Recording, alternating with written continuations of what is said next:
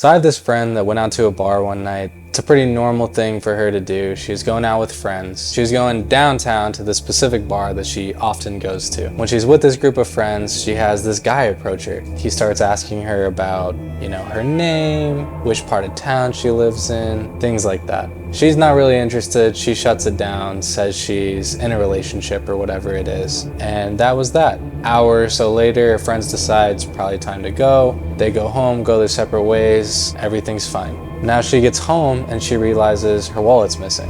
And she says, that's weird. I'm not one to just misplace my wallet. And she begins to get worried. But she says, I'll deal with it in the morning. Everything's fine. I'm gonna go to bed. She goes to bed. And during the night, she doesn't know if it's the wallet weighing on her or something else, but she begins to hear things. She hears creaking and scratching, typical things in an old home. And that's where she lived, in this really, really old house. So once again, being things that she's heard over and over and over again, she decides this isn't something I'm gonna let affect me tonight. I'm gonna go to sleep. So she wakes up the next morning and she goes about her day. She goes to work, she comes back home, and she realizes a door in the house is opened that she normally doesn't go in. So she thinks that's odd, pulls the door closed, and a few of these things keep happening throughout the next week or so. There's a dish left out that maybe she hadn't used before. There's noises coming throughout the house, things that are missing.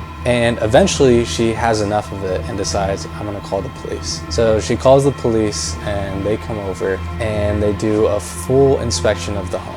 And they take notes on what's gone missing and what's been happening, etc., etc. And eventually they find a part of this house in the drywall that had been cut out. They remove that piece and find that the man from the bar had been living literally inside this girl's walls. She doesn't know if this happened, weeks prior to the bar, or if he followed her home from her address on her ID. And after hearing that story, I always second guess the noises coming from my house.